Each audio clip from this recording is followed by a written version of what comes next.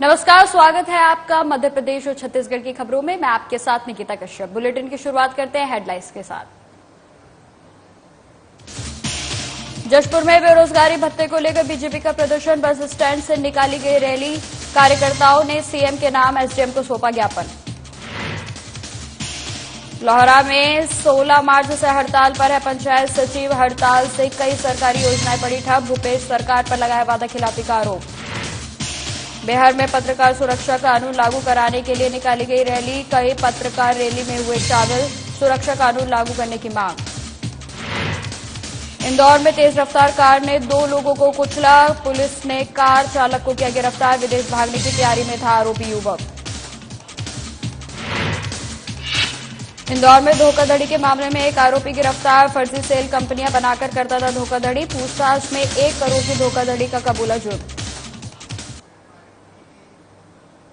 Bulletin की शुरुआत करते हैं। रायपुर के आदिवासी नेता नंद कुमार साय के पार्टी से इस्तीफे के बाद पूर्व सीएम डॉक्टर रमन सिंह की प्रतिक्रिया सामने आई है। उन्होंने कहा कि नंद कुमार साय एक बड़े आदिवासी नेता हैं। 40 साल की तपस्या मेहनत को छोड़कर वो गए हैं। मेरी शुभकामनाएं उनके साथ हैं।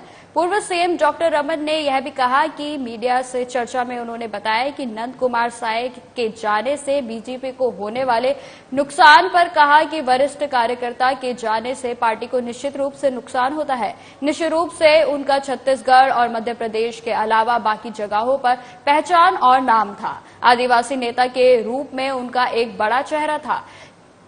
किस तरह चुनाव के समय स्थिति होगी, ये राजनीति तो बाद में समझ में आएगी कि किसका और क्या प्रभाव पड़ता है, लेकिन आज मुझे लगता है कि मैं इस अवसर पर सिर्फ उन्हें शुभकामनाएं दे सकता हूं। छत्तीसगढ़ और मध्य प्रदेश में निश्चित रूप से नंद कुमार साय जी ने जब मध्य प्रदेश और छत्तीसगढ़ संयुक्त था तो प्रदेश अध्यक्ष का दायित्व भी संभाला और पार्टी ने हमेशा उनको सम्मान का दर्जा दिया, चाहे राष्ट्रीय स्तर का हो चाहे प्रदेश स्तर का हो। 3 बार लोकसभा के चुनाव लड़े, लोकसभा के सांसद रहे। पार्टी ने राज्यसभा में 2 बार भेजने का काम किया। अनुसूचित जनजाति आयोग के राष्ट्रीय अध्यक्ष का दायित्व उनके कंधे में था, जो उन्होंने उसका निर्वहन किया।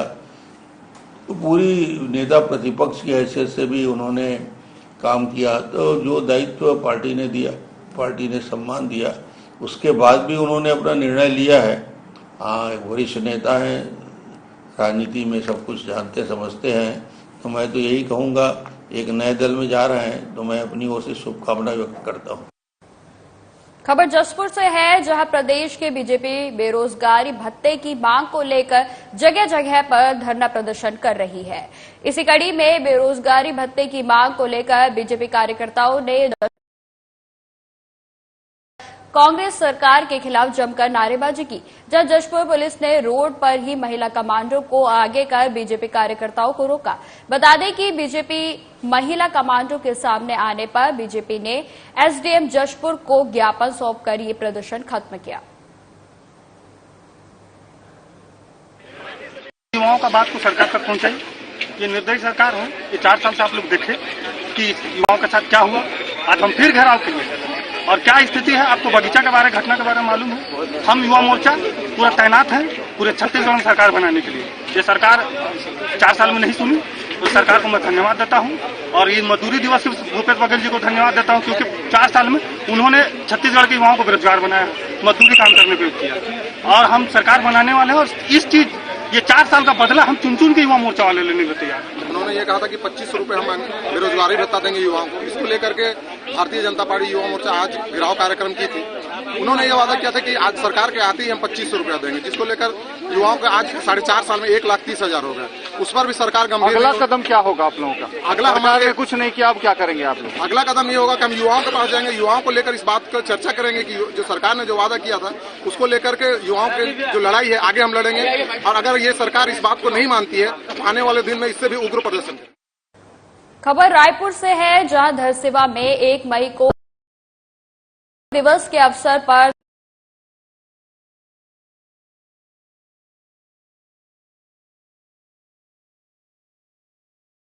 सीएम भूपेश बघेल की सोच के अनुरूप गरीब किसान मजदूरों के सम्मान में हम सब बोरेबासी त्योहार मना रहे हैं।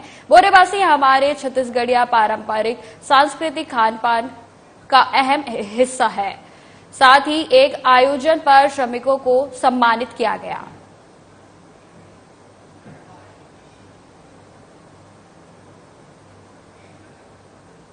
खबर लोहारा से है, जहां पंचायत सचिव संघ डोंडी लोहारा 16 मार्च से हड़ताल पर हैं, जिससे कई केंद्रीय और राज्य सरकार की योजनाएं ठप पड़ गई हैं।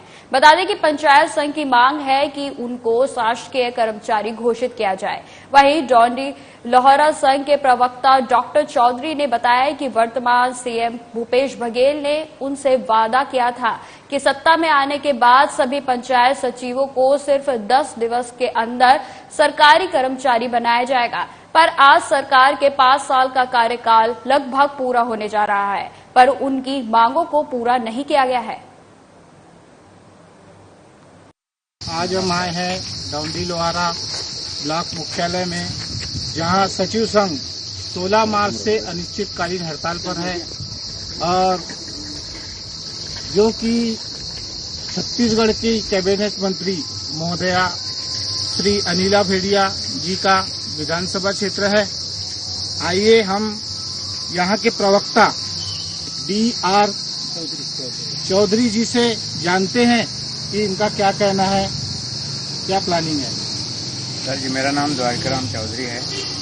मैं जनपद पंचायत डोंडी लोहारा सचिव संघ के प्रवक्ता के रूप में कार्यकारिणी में सम्मिलित हूँ और हमारे प्रांतीय आह्वान के आधार पर 16 मार्च 2023 से हम लोग अपनी एक सूत्री मांग है कि 2 वर्ष परिवक्षावधि पश्चात हमको शासीकरण किया जाए और शासन से जितना भी लाभ मिलता है उनको हमको भी दिया जाए, क्योंकि हम लोग जो सचिव ग्राम पंचायत स्तर से हैं, शासन के एक जड़ के रूप में है और सारे विभाग के हम लोग संचालन करते हैं और सरकार वादा किए हैं हम लोगों को शासीकरण करने का और अभी तक कर नहीं रहे हैं और समय भी दिया गया था, उसके आधार पे हम लोग अपना साहस बना के बैठे थे। कौन कौन से मंत्रियों ने वादा किया था? जो जैसा भी कांग्रेस सरकार भी अपना संकल्प लिए थे कि हम लोग सभी का शासीकरण करेंगे, तो हम लोगों को कुछ नहीं मिल रहा है, ना हाउस लैंड मिलता है, ना मेडिकल मिलता है, ना कुछ ऐसा छुट्टी मिलता है और जैसा भी परीक्षा अभी हम लोग हड़ताल में है तो हड़ताल का पेमेंट भी नहीं देंगे। तो ऐसे हमारी हालात कर दिए हैं। तो हम लोग ये सोच लिए हैं प्रांतीय स्तर के आह्वान पर कि जब तक कि हमारी मांग पूरा नहीं हो जाती तब तक हम लोग डटे रहेंगे और पिछले सोमवार से क्रमिक भूख हड़ताल चालू है और आने वाले समय में हमारे प्रांतीय आह्वान के आधार पर एकदम आमरण अनशन चालू होगी, अनशन आमरण चालू होगी, जिसमें मैं स्वयं बैठूंगा, चाहे वो 10 दिन लगे, 15 दिन लगे, 1 महीने लगे, जब तक कि सरकार मांग पूरा नहीं कर देती हम लोग हटेंगे नहीं। और यह जब पुलिस विभाग आए या कोई स्वास्थ्य विभाग आए, जहां से हम लोग को हटना नहीं है, न कहीं जाना नहीं है। आगे जो भी होगा सरकार से हम लड़ने के लिए तैयार हैं। बस इतना मेरा कहना है। तो इतने दिनों से आप हड़ताल में बैठे हैं, तो आगे की और क्या प्लानिंग सोचते हैं? आगे हमारे प्रांतीय स्तर पर हमारे जो प्रांत में जो पदाधिकारी हैं वो मंत्रियों से बात करने के लिए तुले हुए हैं, लेकिन हमारे सीएम साहब इस पर शायद रुचि नहीं ले रहे हैं या हम लोग को नेग्लेक्ट कर रहे हैं और हमारे बिना कोई काम नहीं होता। अभी हमारे जो सचिव काम है वो दूसरे अधिकारियों को सौंप रहे हैं जो उनके लायक नहीं है, जो ऊपर के अधिकारी हैं, लेकिन हम हमारे बारे में सोच नहीं रहे हैं। ये सरकार की बहुत निष्क्रियता है और हमारे बारे में जब तक नहीं सोचेंगे तो वो सरकार को आगे आने में मतलब हमारी ताकत हम जब लगा देंगे ना तो कहीं कर नहीं रह जाएगा। कैमरामैन तिलका साहू के साथ श्रीकांत, डोंडी लोहारा, साधना प्लस। खबर बेहर से है, जहां पत्रकारों की प्रमुख मांग पर पत्रकार सुरक्षा कानून लागू कराने के लिए 1 मई को मध्य प्रदेश श्रमजीवी पत्रकार संघ की तरफ से भोपाल में आयोजित रैली में शामिल कई पत्रकार शामिल हुए, जिसमें पत्रकार संघ के अध्यक्ष देवदत्त धनेश्वर सहित कई पत्रकार शामिल हुए।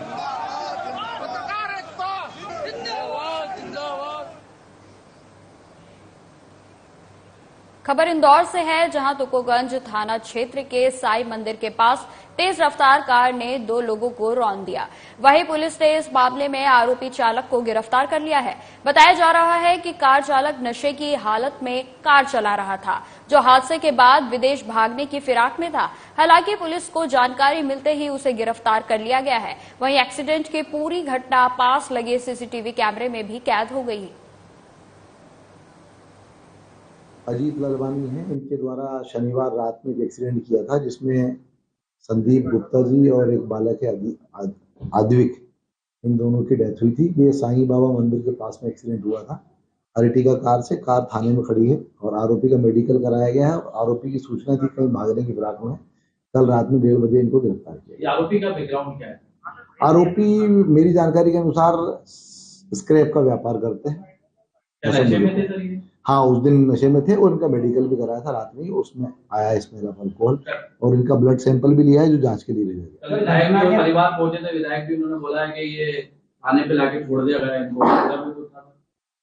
चूंकि हिट एंड रन का केस था तो हमने इसको रात में पकड़ लिया था। परिजनों द्वारा अभी तक भी कोई बयान नहीं दिए गए थे। सर, विदेश भागने की फिराक में था, ऐसी भी सूचना आई थी, तो उस पर कैसे कार्रवाई की? हमको सूचना मिली थी कहीं भागने की फिराक में है। ऐसे वरिष्ठ अधिकारियों के भी निर्देश थे कि इनको तत्काल पकड़ा जाए, तो कल उसी पर्सन को इंदौर से पकड़ा।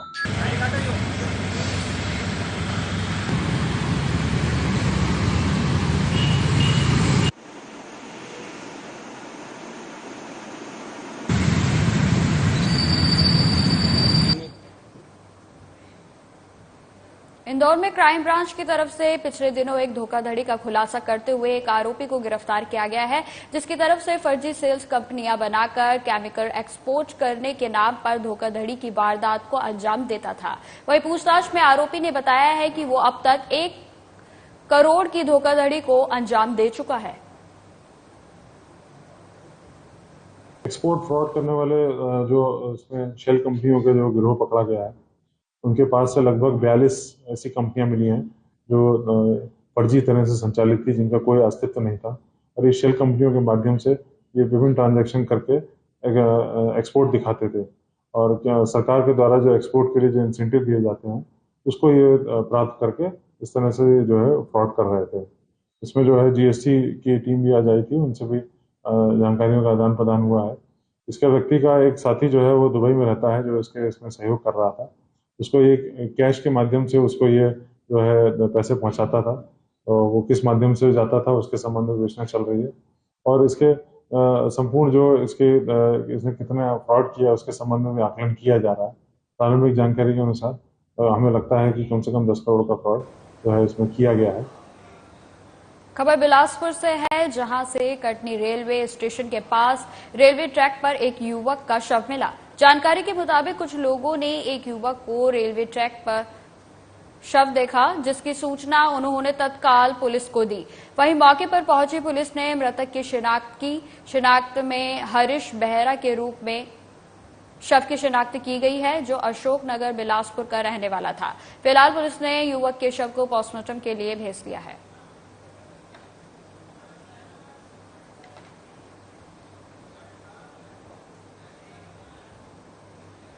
इंदौर के संयोगितागंज थाना क्षेत्र के एमवाई अस्पताल परिसर में 4 मासूम रोते हुए मिले। बताया जा रहा है कि कोई अज्ञात व्यक्ति उन्हें यहां छोड़कर चला गया। सूचना मिलते ही थाना प्रभारी अस्पताल पहुंचे और चारों बच्चों को पहले उन्होंने कुछ खाने के लिए पूछा। बच्चे सुबह से ही भूखे थे। भूखे बच्चों को पुलिस ने खाना खिलाकर पहले संयोगितागंज थाना लेकर आए और उसके बाद थाने से चाइल्ड लाइन को सूचना दी गई।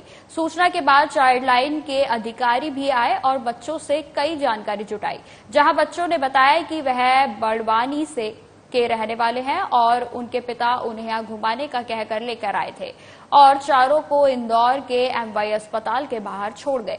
फिलहाल पुलिस बच्चों के माता पिता की खोज करने में जुटी है।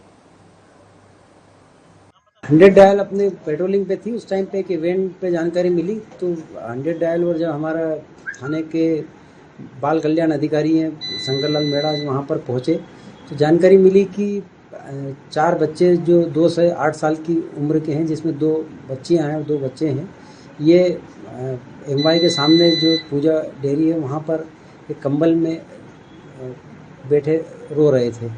उनपे जब पूछताछ की, प्रारंभिक तौर पे जो महिला अधिकारी जो थी हमारी, उसने वो जो बाल कल्याण अधिकारी ने जब पूछताछ की तो पता चला कि उनके माँ बाप ऐसा बोल के गए, उनसे बता रहे थे कि हमारे माँ बाप थे, वो बोल के गए हम आ रहे हैं, पर आए नहीं, बहुत देर हुई उसमें। फिर पुलिस ने उनको माँ बाप को एमवाय और आसपास जगह तलाश करवाई, दिखवाया, पता करा, तो अभी तक उनके संबंध में कोई जानकारी नहीं मिल पाई है। इसलिए पुलिस ने जो वैधानिक होता है इसमें भी चाइल्ड लाइन को खबर की है, मेडिकल कराया, उनको CWC के सामने पेश करने के लिए उनको सुपुर्द किया जा रहा है।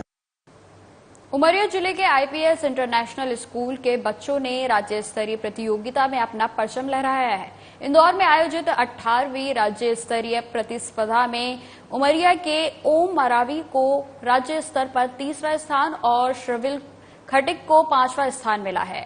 इस विशेष पद्धति में परंपरागत इन बच्चों के अभिभावकों ने भी अपनी प्रतिक्रिया देते हुए बताया कि इंदौर में प्रतियोगिता के दौरान एक अद्भुत नजारा था।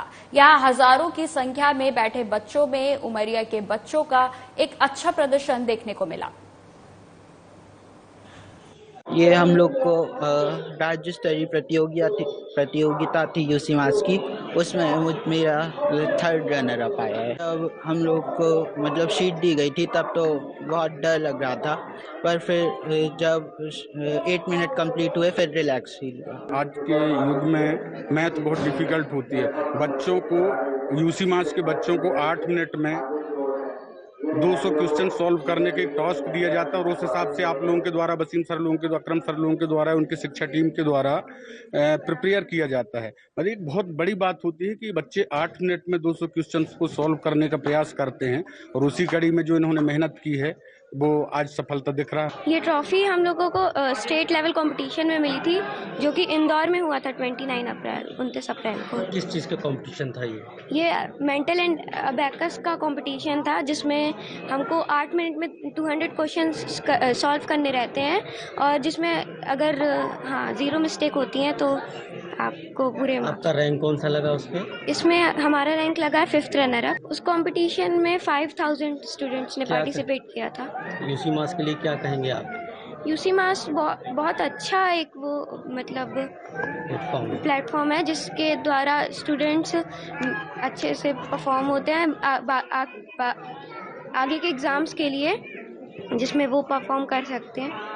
कराए गए थे जिसमें गणित के जो सम होते हैं, जैसे प्लस हो गया, माइनस हो गया, गुणा हो गया, भाग हो गया, अंडर रूट हो गया, क्यूब रूट हो गया, लघुत्तम समवर्तक हो गया, LCM, HCF, ये सारे क्वेश्चन पूरे रहते हैं वहाँ पे और बच्चे इसको मेंटल विदाउट कैलकुलेटर के बच्चे करते हैं और इन बच्चों को मैं बहुत बहुत हार्दिक शुभकामनाएं देता हूँ जो कि यहाँ पे उपस्थित हैं।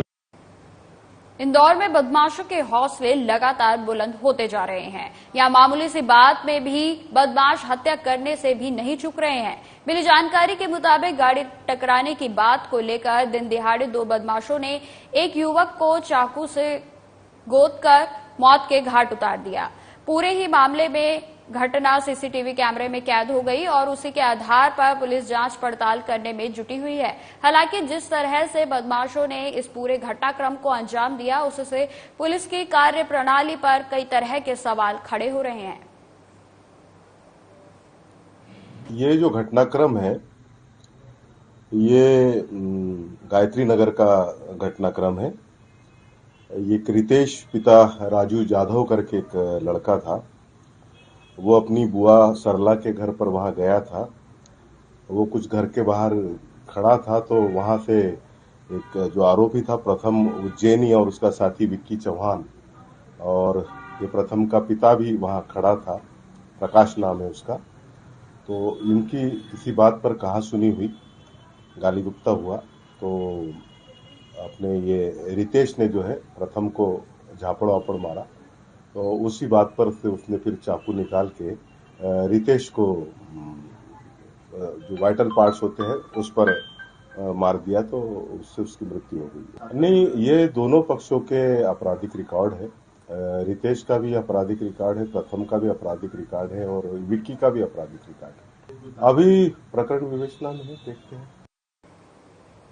खबर इंदौर से है, जहां परदेसीपुरा थाना पुलिस ने नाले में सफाई के दौरान 2 साल पहले मिली युवती के शव के मामले में खुलासा किया है। इस दौरान पुलिस ने आरोपियों को गिरफ्तार किया है, जबकि अभी भी मुख्य आरोपी फरार बताया जा रहा है। मिली जानकारी के मुताबिक प्रेम संबंध के चलते युवती की हत्या हुई थी। लॉकडाउन के दौरान हीरानगर से लापता हुई युवती की हत्या का खुलासा 3 साल बाद हुआ है। परदेशीपुरा टीआई पंकज द्विवेदी ने बताया कि युवती की पहचान हीरानगर निवासी अर्चना के रूप में हुई है। विशाल नाम के आरोपी ने अर्चना की दुपट्टे से गला घोंटकर हत्या करना कबूल लिया है। ये 2021 में जनवरी में नाले की खुदाई का काम चल रहा था कुलकर्णी नगर में, तो उसी दौरान जब नाले की साफ सफाई के दौरान एक चैम्बर से गाद निकाली तो उस गाद के साथ में ही एक अज्ञात व्यक्ति का धड़ में से नीचे का हिस्सा, कमर से और नीचे पंजों तक का हिस्सा जो है मिला। तो उसमें जब उसी समय मौके पर डॉक्टर लोग आए और उन्होंने देखा तो नाले के आसपास बाकी के पार्ट की भी खोजबीन की गई, लेकिन बाकी का शेष पार्ट नहीं मिल पाया। इस मामले में मर्ग क्रमांक 4/21 थाना परदेसीपुरा पर पंजीबद्ध कर लिया गया था और तभी से अज्ञात मतलब कौन है इसके संबंध में पता लगाया जा रहा था। पीएम करता डॉक्टर ने अज्ञात लड़की का होना बताया, लेकिन मृत्यु के कारण का खुलासा नहीं हो सका। उन्होंने जो प्रदर्शन जांच के लिए भेजे थे उनके जांच के परीक्षण कराए। परीक्षण कराने के उपरांत उस जांच प्रदर्शनों को लेकर जब गए तो डॉक्टर ने तब भी बोला कि जब तक इसका ऊपरी हिस्सा नहीं मिल पाएगा किसी निष्कर्ष पे नहीं पहुंचा सकते कि इसकी हत्या कैसे हुई है। तो इस मामले में चूंकि गुमशुदगी के संबंध में जानकारी ली जानी थी कहाँ से मिसिंग हो सकता है, तो मुखबिर के माध्यम से सूचना प्राप्त हुई कि एक लड़की है जिसकी हीरानगर में गुमशुदगी कायम है, तो वो लड़की भी अभी तक दस्तयाब नहीं हो सकी है। तो इस संबंध में जो 2-3 लोगों का सस्पेक्टेड में नाम आया तो उनमें से जब 2 लोगों को हमने शिवनंदन उर्फ जॉन और सत्यनारायण उर्फ सत्यम को जब पकड़ा तो उन्होंने बताया कि जो एक लड़की है अर्चना डावर करके, उसको जो है विशाल ने गला घोंटकर उसकी हत्या कर दी थी और उसके बाद में लाश ठिकाने लगाने के लिए उसे घर के पीछे स्थित नाले में एक चैम्बर के अंदर दफना दिया। खबर बिलासपुर से है, जहां पुलिस अधीक्षक संतोष सिंह के नेतृत्व में शहर में आपराधिक प्रवृत्ति के व्यक्तियों पर अंकुश लगाने और आम जनता के मध्य पुलिसिंग को बढ़ावा देने के कार्य किए जा रहे हैं। बता दें कि बीती शाम किसी की 7 बाइक का प्रमोशन करने के नाम पर गाड़ियों को तेज आवाज के साथ यातायात नियमों का उल्लंघन करते हुए मैग्नेटो मॉल के सामने रोककर फोटोग्राफी की जा रही थी। वहीं इस दौरान पुलिस ने सभी गाड़ियों को चेक किया जिस पर उनका रजिस्ट्रेशन नहीं हुआ था। वहीं पुलिस ने 7,000 रुपए का चालान काटा और यातायात नियमों का पालन करने के लिए युवकों को समझाया और हिदायत दी कि ऐसा वो आगे ना करें।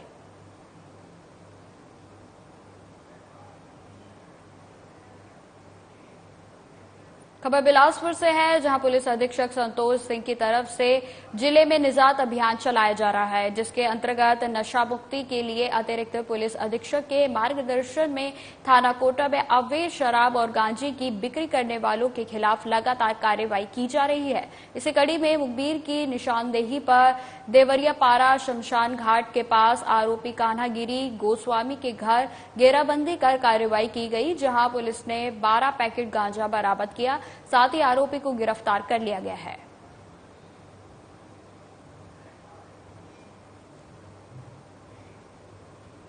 सीहोर में नगर पालिका अध्यक्ष द्वारा कृष्णा गार्डन में पत्रकार वार्ता का आयोजन किया गया, जिसमें गर्मी में जल प्रदाय संबंधी जानकारी, शहर में होने वाले अनेक विकास कार्य योजनाओं पर, बजट और नियोजन पर चर्चा हुई, जिसमें नगर पालिका अध्यक्ष प्रिंस राठौर, विधायक सीहोर सुदेश राय, नगर पालिका के संबंधित अधिकारी मौजूद रहे। नगर पालिका अध्यक्ष प्रिंस राठौर ने सभी पत्रकारों को जल प्रदाय व्यवस्था की विस्तार से जानकारी दी और कहा कि 1 मई से नगर में 1 दिन के अंतराल में नियमित पेयजल दिया जाएगा। वहीं विधायक सुदेश राय ने कहा कि किसी भी क्षेत्र का कार्य हो, हर समस्या का तत्परता से निवारण किया जाएगा।